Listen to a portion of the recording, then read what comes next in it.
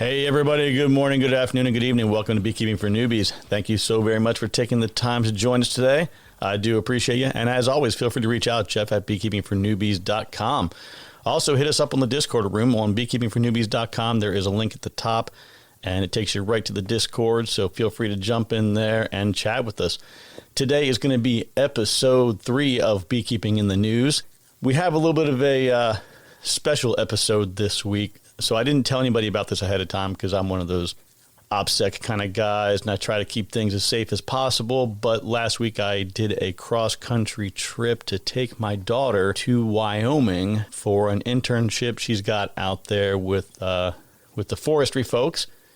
And we drove through, I think we hit a total of 7 states driving, with an 8th state being her final destination. We had a lot of fun. It was really cool just to hang out, her and I, and joke around, and it was pretty cool. I had a good time. And what I decided to do was, since I'm targeting 5 articles or 5 stories per episode of In the News, and since we went through a total of about 8 states, I figured what we would do is an article or a story from each of the states over this week and next week. So we've got 4 today plus a international story as our 5th, and then we'll have 4 next week for 4 other states, and we'll find a 5th article to wrap that week up as well. Now, I did want to mention, as I started kind of gathering everything together for this episode, I thought it was really strange at how many news sources that publish articles on their website, and then they don't let you read them without some sort of a membership. I mean, I get it that you are a for-profit business, but if you're providing value to somebody, the business is going to come. The money to that business is going to come. And then I started thinking about it. Well, the Discord room is free, so maybe we should start charging for that. I don't know. You guys have to let me know what you want to do on that one, because that extra cash would really get me out of a few jams. Now, if that means nothing to you, check out SNL, Saturday Night Live. Do a search for Melissa McCarthy and getting me out of a few jams. Really, really funny episode there. It's her in the Hidden Valley Ranch episode. Absolutely hilarious. Okay, but anyway, let's get to work. So we went across 4 states. So today we'll cover 4 states. It'll be West Virginia, Indiana, Illinois, and Missouri. So first state, West Virginia. Wheeling beekeeper named West Virginia's best. A hobby picked up 15 years ago has earned a local man statewide recognition, with the 2024 West Virginia Beekeeper of the Year Award going to Windswept Farm owner John Welty. The 63-year-old's expertise and skills in managing his 30 hives and involvement in the beekeeping community earned him the title. Welty, a retired automobile salesman, and his wife, Gail Welty, a retired veterinarian, have always had a love for nature and animals. Cows, chickens, horses, and more already roamed Windswept Farm before bees began buzzing on the property. Welty said that they got into beekeeping back in the 80s and 90s when there was a big problem with colony collapse disorder. As the total number of bees plummeted in the world, the couple decided to lend a little bit of extra help by acquiring 3 hives. What began as an effort by both to raise the bee population became Welty's sole duty as they discovered Gail was allergic to bees. Though Welty raising the bees on his own wasn't in the game plan, he had no problem becoming a single parent to the colonies. Quote, beekeeping is truly a sickness. Once you get involved, it's just amazing, recalled Welty. At the blink of an eye, my 3 hives went to 30. So that's a pretty cool article. It continues on a little bit more there, but I thought that was pretty neat. I mean, I think sometimes we look at beekeeping kind of the way you look at boating or maybe having an RV. People will tell you that a boat is just a hole in the water you throw money into. It's really, really easy to throw a lot of money into beekeeping. But it's an exciting thing, and here we are, right? Okay, moving on to the next article. This is going to take us into Indiana, state number 2 on our journey. The subject is House passes bill to let Hoosiers with HOAs keep bees. A city or town in Indiana can't prevent residents from beekeeping, but homeowners associations still can. A state House bill, HB 1337, aims to change that. Under the bill, HOAs wouldn't be able to keep people from having beehives as long as they're actively maintained for honey and adhere to other Indiana laws. Brian Lewis moved to the town of Leo Cedarville outside of Fort Wayne with the hope of beekeeping with his family. He said nothing in the HOA documents he received said he couldn't keep bees, and all his neighbors were okay with it. Still, his HOA rejected his request. Quote, They called the bees a livestock, and they denied me because it was an offensive or noxious activity. So our bees have to be somewhere else until they can approve it, end quote. HOAs would still get a say under the bill, said its author, Representative Karen Engelman of Georgetown. They can still make rules and say how many active beehives a person may maintain, and the location of the beehive, she said. Now, I do have an update to this article, because this article was a couple of months old. But on 13 March of 2024, the bill did become law. So congrats to the good people of Indiana for that one. Number 3, we have Illinois. So this is the Allerton Park and Retreat Center. This is a website through allerton.illinois.edu.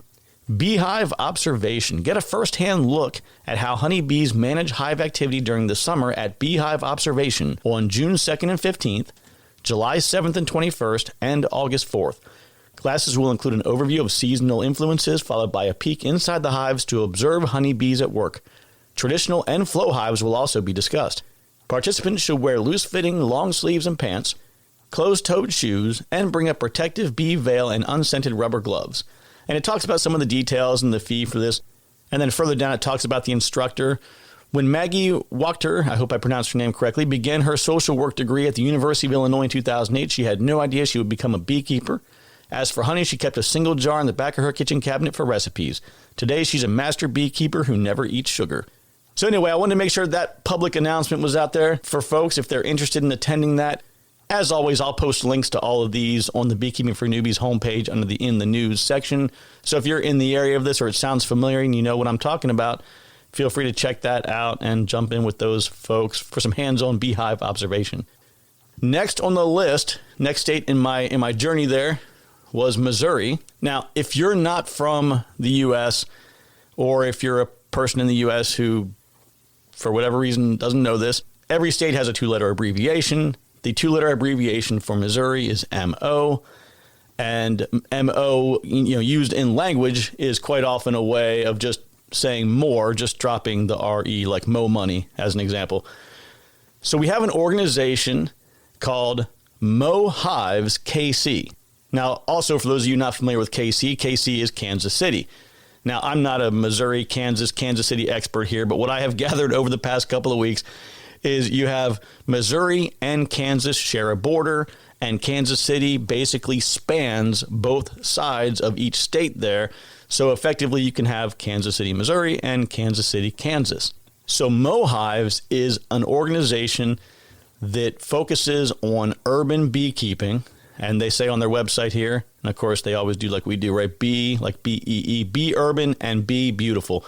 Mo Hives KC puts beehives on vacant urban lots, creating bee farms that pollinate nearby food gardens while invigorating the community with a wide range of experiential learning opportunities. And then on that page, there's a couple of links to some news articles and some sponsorships and different things they're doing. Now, as soon as I saw this, it immediately reminded me of our friend Brian up there in Detroit with Bees in the D, who we interviewed last year. And if you happen to miss that, go back and check out episode 29. So I figured I would try to reach out to them, and I found the contact information over there for Dr. Marion Pearson. Dr. Marion Pearson is Mo Hives president and is a pediatrician with a special interest in education and urban community service. I reached out to her and said, hey, Dr. Pearson, here's what we're doing here at the podcast.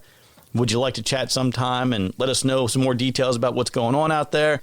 She responded back that she was excited about it, and we're looking forward to trying to get her on the podcast here in the next couple of weeks. So we're really looking forward to talking to her and learning more about Mo Hives KC. Last on the list, we're not going to do any more states today. This is our international article. This is an article that was shared in our Discord room, because we do have it in the news section inside the Discord room where anybody can share anything that they've seen or would like to share with the rest of the team there. This is from New Zealand. Beekeeper Stephen Brown furious over destruction of $2 million honey crop. Beekeepers say New Zealand needs a new approach to a hive-destroying disease that is leaving those affected out of pocket, uncompensated, and devastated. Honey producer Springbank Honey of North Canterbury was ordered to burn more than 10,000 of its beehives and beekeeping equipment after American foul brood was identified through spore testing. AFB is a bacterial disease spread by spores that could be viable for up to 40 years. It is considered one of the most widespread and destructive honeybee brood diseases in the world. The family-owned honey business operating near Rangiora. I apologize for completely botching that, people of New Zealand. In North Canterbury runs 3,000 organic beehives and processes honey too. Co-owner Stephen Brown said burning thousands of beehives over Mother's Day weekend had left the family devastated. By next year, when we don't have boxes for our honey crop, we're probably going to be losing $5 to $6 million, Brown said. The loss of the boxes is one thing, but without the boxes for the hives, we won't have a honey crop. You know, the article continues on, and like I said, I'll post all the links to the articles like I always do on the Beekeeping for Newbies homepage. But I just think about I've had to burn equipment before, but it was a little bit, and it wasn't the end of the world. I just used other equipment and kind of kept pressing forward. But I think we maybe have a little bit of an advantage here where we have USDA. But if you're not registered with the USDA, you're not reporting all the information to them that you need to report, it can be a bit more challenging to get any help from them. And especially if you're just a hobbyist and you don't have a big budget, maybe you laid out a couple $1,000s for all your gear and a lot of hardware, and then you've got to go burn all your woodware and try to start over. I mean, think about that just on the small scale as a hobbyist, how impactful that is. But then imagine being a commercial beekeeper and having no help there at all. So it's just a terrible, terrible thing. The disease is terrible. The situation's terrible. I feel bad for those folks out there, but hopefully somebody can step up and help them out. Well, everybody, that is all I have for this week's In the News episode. Next week, we're going to cover Kansas, Colorado, Wyoming, and Utah, and we'll have one other added article on some random subject. And lastly, I do have about 3 or 4 different episodes that we're working on for our full-size episodes. I got a really, really cool, important one coming up soon. I'm just trying to get all my interviews lined up and squared away, but we'll get that out ASAP. You guys have a great week, and we will talk to you soon. Take care.